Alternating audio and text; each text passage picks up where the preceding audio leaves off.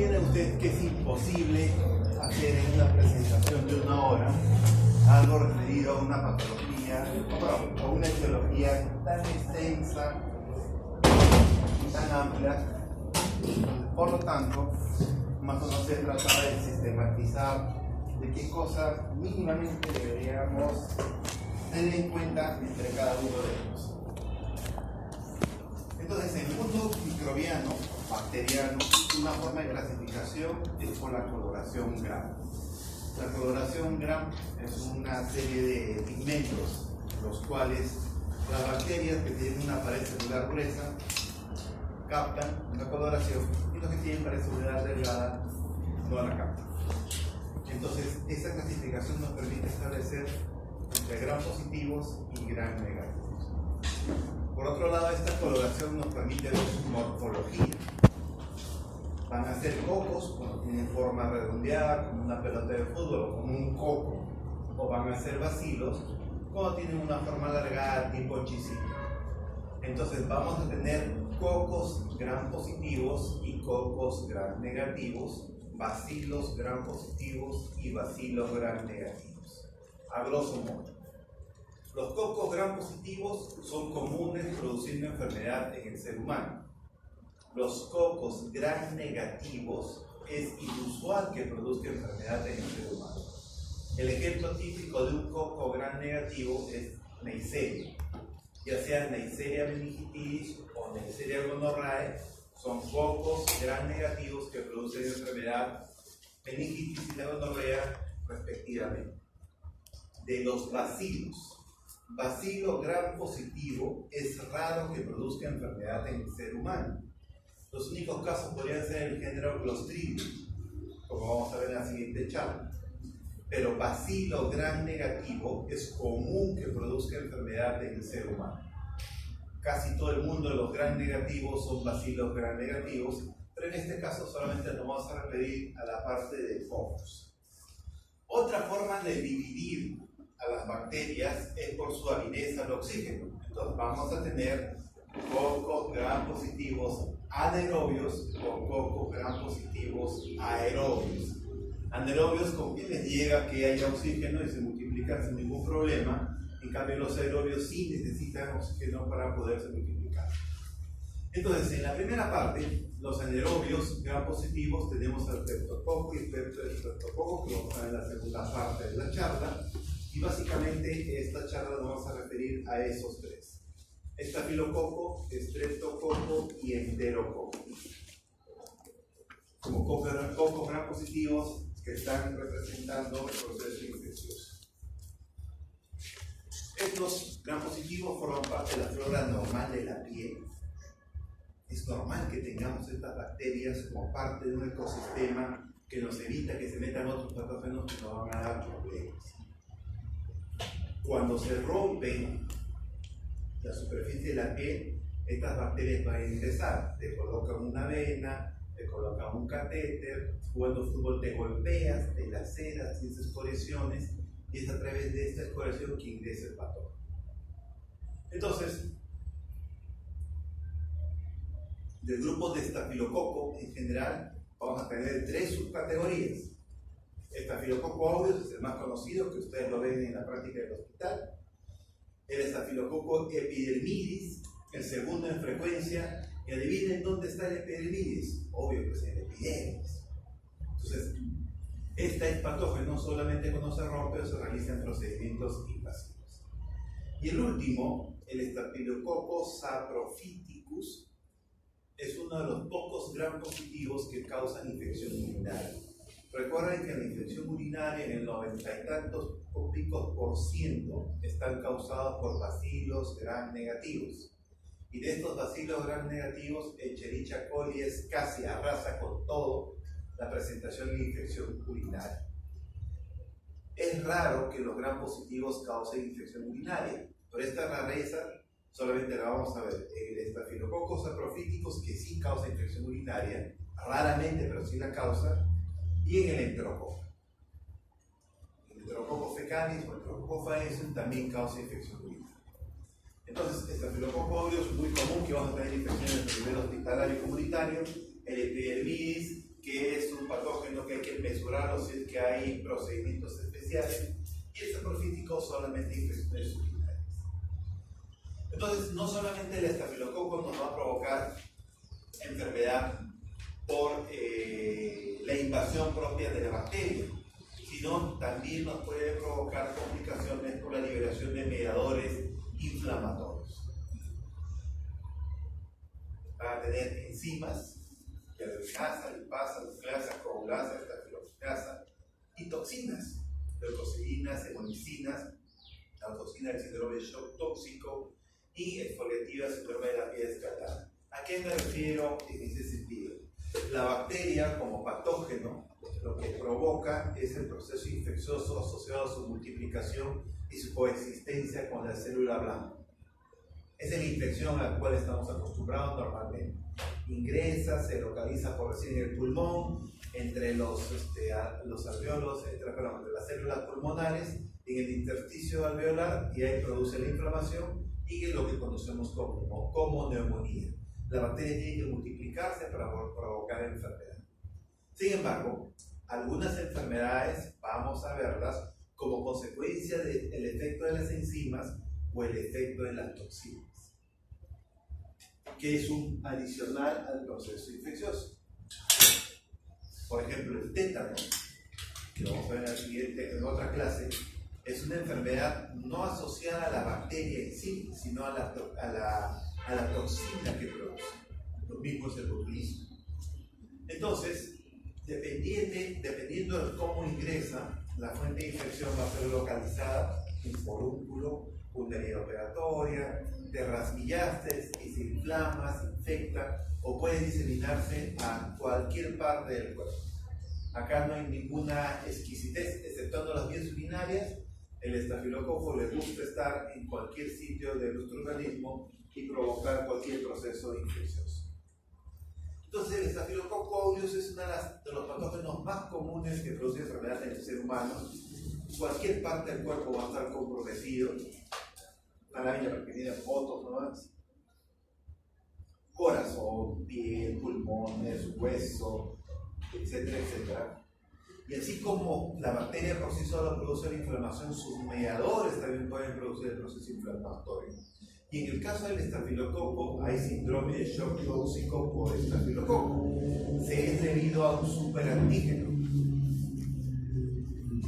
Entonces, este antígeno ingresa al organismo y despierta una exagerada respuesta inflamatoria. Entonces, esta respuesta inflamatoria exagerada es el responsable de todos los signos y síntomas de la enfermedad. Generalmente sucede a 8 a 12 horas post-infección.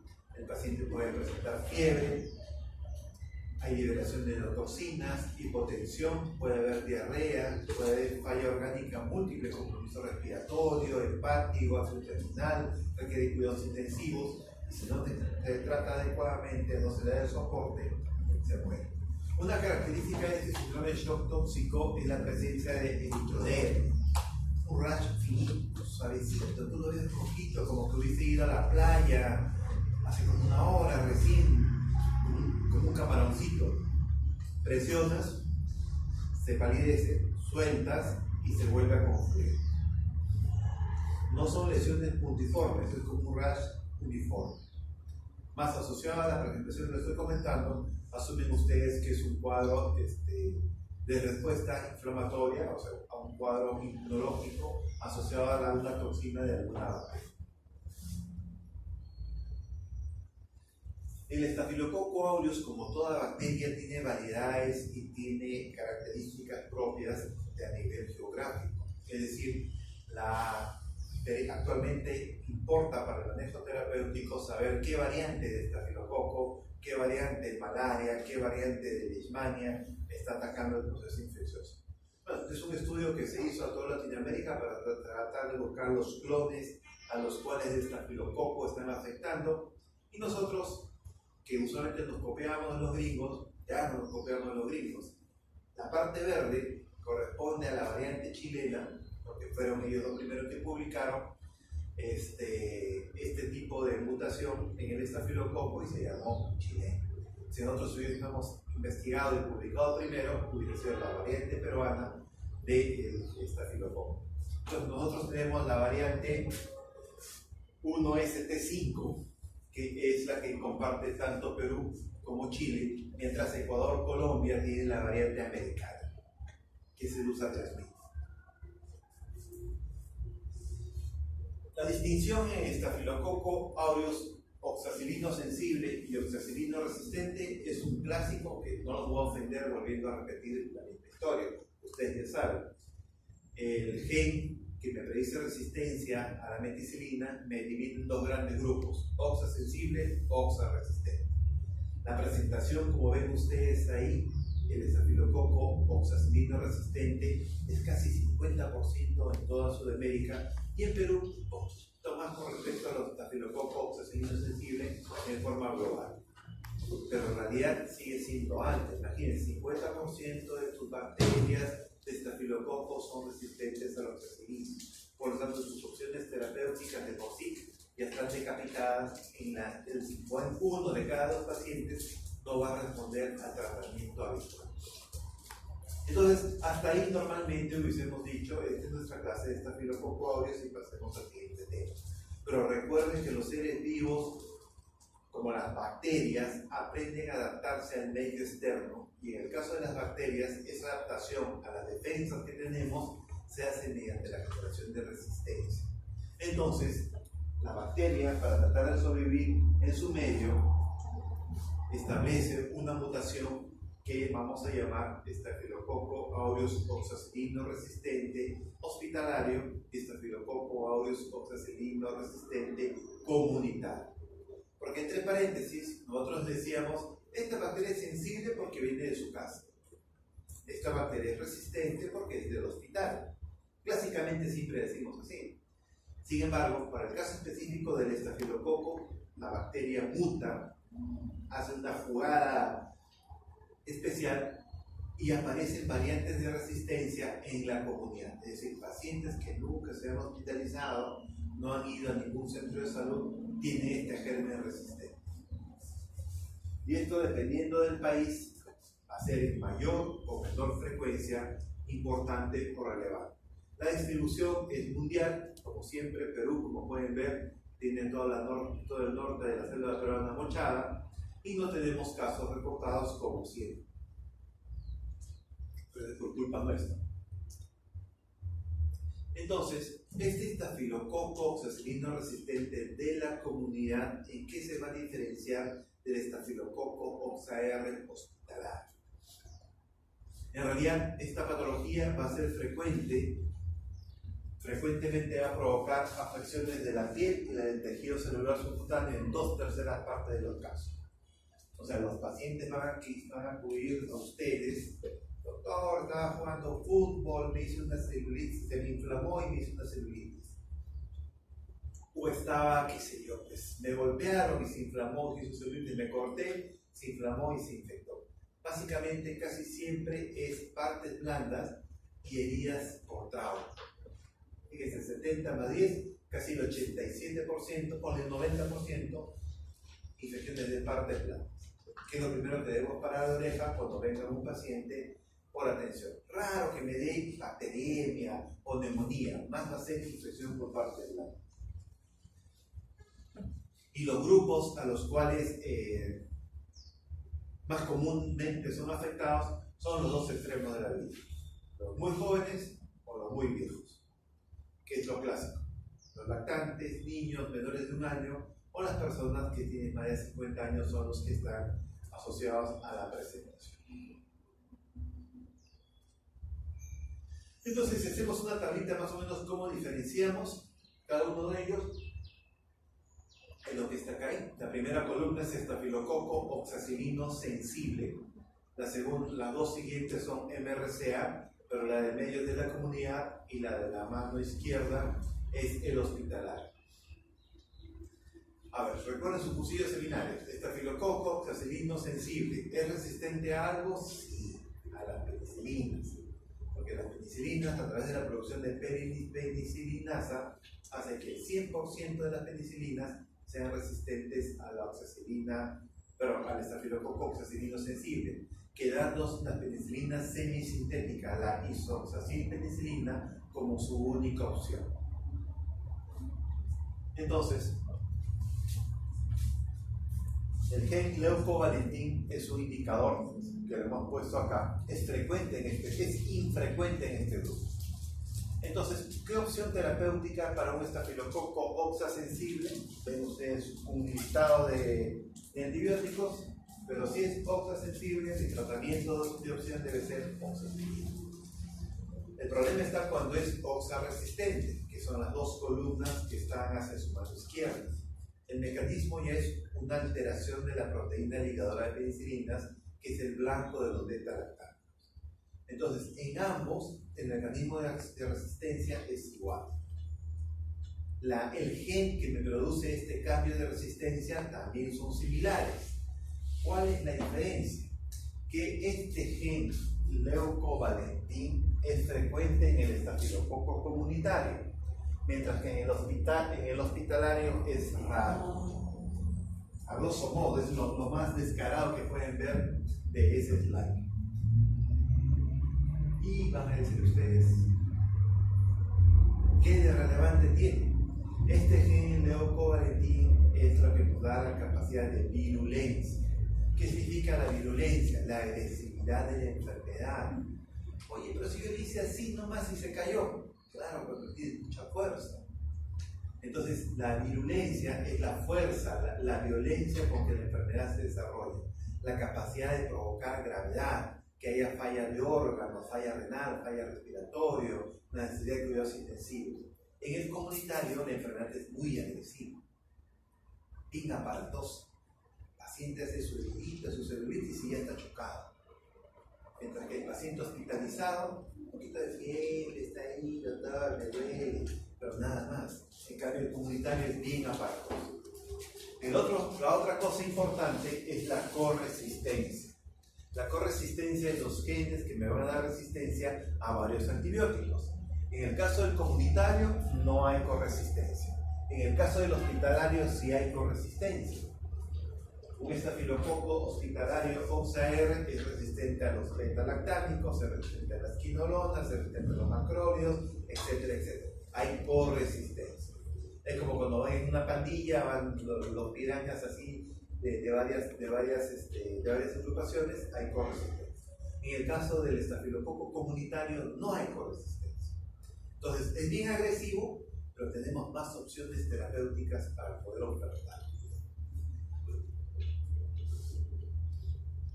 Bueno, ¿y qué tan frecuente es eso?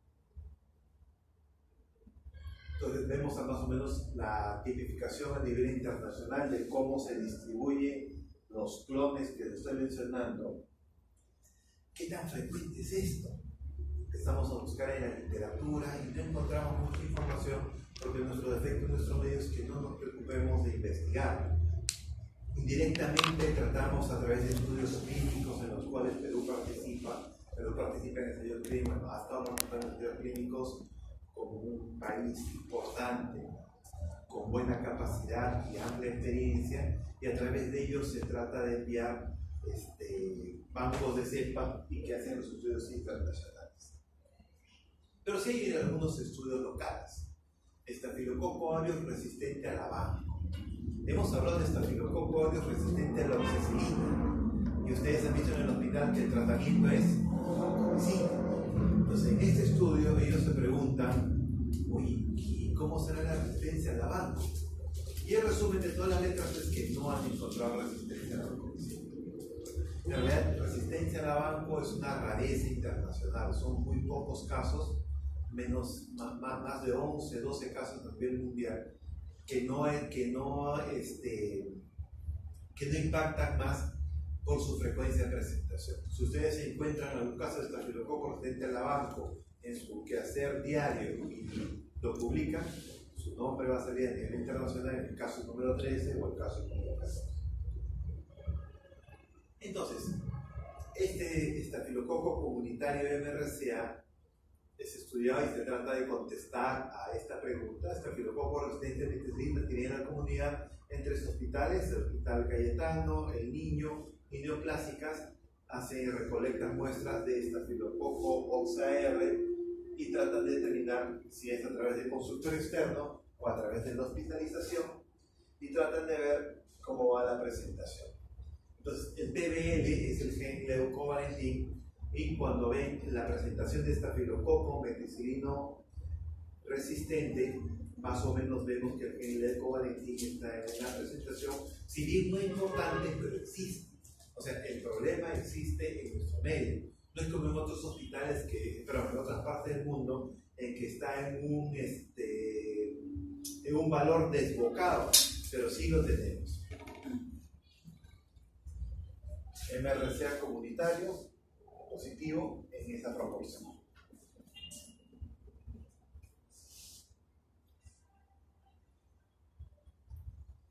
Entonces, el siguiente grupo que vamos a ver es el estreptococo. De esos tenemos Streptococcus pyogenes, Agalactae, Viridans, Pneumoniae y el Enterococcus fecalis, que su nombre verdadero es Streptococcus fecalis.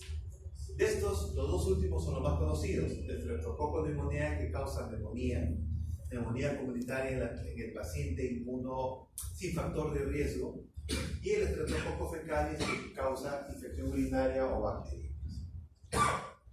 El Streptococcus pyogenes. El Streptococcus pyogenes no va a producir la enfermedad en los niños denominada impétigo. Son lesiones superficiales, como la foto, tipo costroso, que cuando tú lo mueves, lo tocas o lo sacas, de nuevo se rompen y vuelven a formarse costras. Te lo sacaste acá, te arrancaste acá empieza a aparecer las lesiones. Típico de los niños, en los cuales no tienen buenos hábitos de higiene. La erisipela es lo que ven en la foto, la carita roja, mucho menos frecuente actualmente. Ingresa por solución de continuidad de la piel y se disemina a la dermis del tejido celular subcutáneo. Infecciones de garganta, faringitis estreptocócica.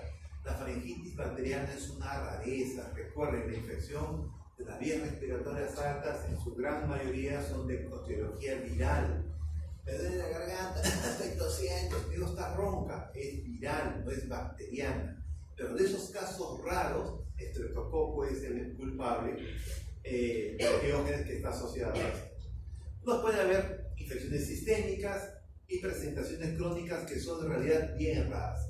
En la universidad yo los estudié como teoría y en todo este tiempo que hemos trabajado hemos visto casos nuevos. Fiebre reumática, una faringitis hace como 30, 40 años que no se trataba bien, nos provocaba lesiones en la válvula cardíaca y era la fiebre reumática, o nefritis asociadas a una infección por Streptococcus pyogenes maltratada.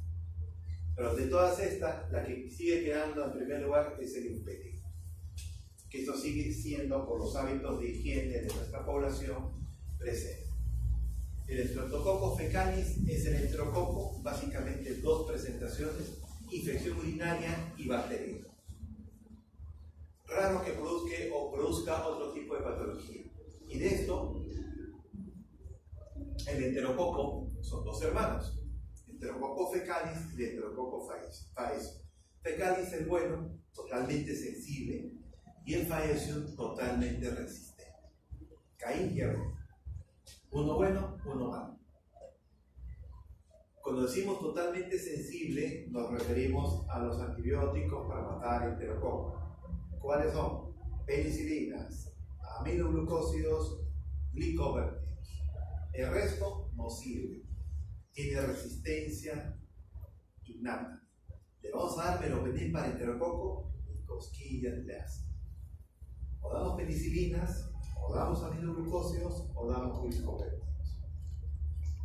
Entonces, el Enterococcus faecium es el malo de la película porque es resistente a las penicilinas, a los glicovértidos y a los aminoglucósidos. Sale RRR en tu antibiograma. Y esto está mediado por 5 tipos de resistencia que le llaman la letra de la A hasta la E. Más común es la letra A, que le llaman BAM-A, que nos dice que es resistente a la banco y resistente a la teicoplanina, que es el otro glicovértido que casi nunca utilizamos en Perú. Una cosa curiosa que hicieron en Europa Bélgica, empezaron a tener casos de enterococo en pacientes que no acudían al hospital, no recibían medicamentos. Entre paréntesis, en Europa es bien raro que tú recibas un antibiótico, porque los patógenos son bien sensibles. En Estados Unidos, como Sudamérica, se alocan por cualquier cosa y te meten antibióticos y tus genes son resistentes. Si ustedes quieren curiosar, pongan guía Sanford americana y bájala de internet, y pongan guía Sanford europea y bájala de internet, y pónganse comparar página por página, y las prescripciones son totalmente diferentes. No son iguales, porque cada uno tiene un cuerpo de información, una política de uso y una concepción de la enfermedad totalmente diferente. Los europeos son mucho más académicos, los americanos, se ve que nosotros somos alocados, hacemos poquito de teoría. Entonces, 30% de los dientes de Bélgica tenían enterococo resistente a la vancomyces. Entonces empezaron a ver por qué razón sucede esto. Entonces vieron que la carne de res y de las aves de corral se contaminaban con Enterococcus faecium, con el mecanismo de resistencia BAC-A. Y esta resistencia estaba asociada a los animales que, para que engorden y no se enfermen, le ponían glicopéptidos en su alimento, la avoparcina. Estás criando tus animalitos, que por acá, por allá, para que no se enfermen, le metías antibióticos. ¿Qué le metías? Glicopéptidos. Y esa carne lo consumía y tenían enterococo resistente a la vancomyces. Entonces tú dirás, pues esas rarezas, Europa, pues. Pero por ejemplo, no es enterococo, pero es estafilococo. Tenemos estafilococo aureus resistente a la meticilina en los cerdos nuestros. Nuestros cerdos de Lurín, que comemos los fines de semana ricos, nuestros chicharroncitos. Se ha encontrado justamente por esa evidencia que en Europa, que son meticulosos en los medicamentos y los controles, tienen ese porcentaje de resistencia. Nosotros, que no tenemos ningún tipo de control, ¿cómo será en realidad la presentación de la resistencia mediada por consumo o por adición de antibióticos a los animales? Se han hecho intentos a través del INS y a la SENASA para tratar de controlar esto, pero no se puede. Desafortunadamente nuestro desorden es tan grande que no podemos prever. Hay una fuente de la generación de resistencia. Entonces, el Streptococcus pneumoniae ingresa a las vías respiratorias y, así como el estafilococo, se va a cualquier sitio del cuerpo para producir enfermedad. Quizás las dos cosas más comunes que vemos es meningitis bacteriana en el adulto sin factor de riesgo causada por neumococo, y la neumonía comunitaria en personas sin factor de riesgo causado por neumococo, que son las dos cosas que deberían recordar. El resto, con calma y buen humor, lo van a revisar algún día cuando tengan alguna especialización. Meningitis en niños, neumococo Neisseria. En adultos jóvenes, neumococo. La Neisseria meningitis, porque también causa meningitis, no es propio del adulto joven, es propio de los extremos de la vida y de pacientes con comorbilidades. La Neisseria es que nos deja el estado de portador. Entonces, si usted está en un turno y te llega un paciente con meningitis por Neisseria confirmada, las personas que han estado cerca a la atención del paciente deben recibir profilaxis para evitar el estado de portador y evitar la transmisión de la enfermedad, o que tú hagas alguna enfermedad asociada a Neisseria meningitis. En el caso de Streptococcus pneumoniae, eso no es necesario. Entonces, así como el estafilococo y el enterococo se vuelve resistente, el Streptococcus pneumoniae también tiene resistencia en diversos grados. ¿Cuáles son los factores de riesgo? Hospitalización reciente, antibiótico previo de beta-lactámicos en forma prolongada en los últimos 3 meses, ya sea como profilaxis o ya sea como tratamiento, que el paciente esté en una guardería o un asilo. Esto no es tan común en nuestro medio. Todavía nosotros tenemos esa deferencia especial de tener a nuestros padres, a los viejitos en nuestras casas con algún familiar, pero en otra parte del mundo, a partir de los 60, chao, al asilo, y ahí está. Entonces, cuando hacen el proceso infeccioso, lo hacen, se convierte en un factor de riesgo para la presentación de resistencia. Igual, la presentación del cuadro son los dos extremos de la vida, los muy jóvenes y los muy ancianos. Entonces, así como el estafilococo hemos visto sus variantes genéticas de acuerdo a cada área geográfica, el estreptococo también tiene serotipos. Hay una frecuencia de presentación en los niños y hay una frecuencia de presentación diferente en los adultos. ¿Por qué es relevante estos serotipos? Porque a diferencia de otras enfermedades, el neumococo o por las enfermedades causadas por estreptococo pneumoniae son susceptibles de inmunización, es decir, existe vacuna antineumocócica para evitar la presentación de los cuadros clínicos. ¿Esta vacuna antineumocócica se hace en Perú? No se hace en Perú, se hace en los países extranjeros. Y esos países extranjeros lo hacen en función de su presentación de sus propias variantes, de sus propios serotipos. Entonces tú dices, ¿va a poner la vacuna? ¿De dónde es esa? Office europea, qué bacán, buenaza, la original de marca, hay que gastar 500 soles para eso. Pero no te has percatado que sus serotipos no necesariamente van a ser iguales a los nuestros. Y eso sucede con todas las vacunas, igual con la vacuna de la influenza. Porque son serotipos que cogen a nivel mundial y hay que ver si esa variante regional es la que tú estás teniendo.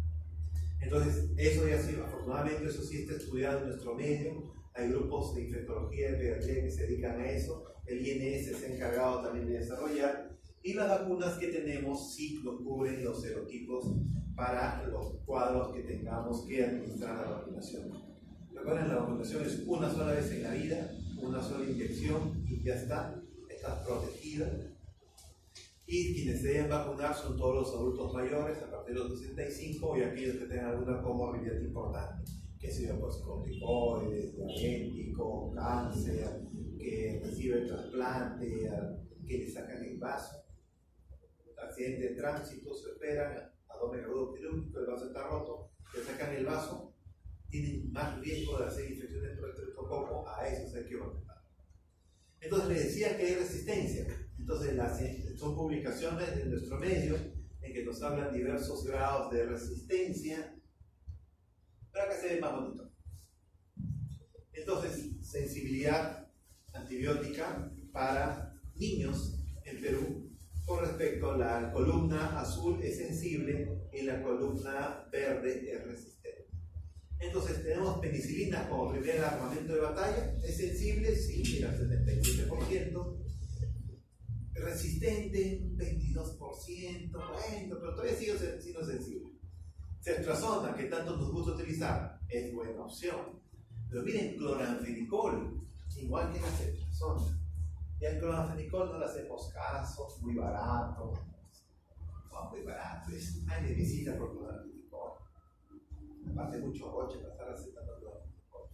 Pero miren, muy buena opción para el poco. Muy buena opción. Bueno, bonito y barato.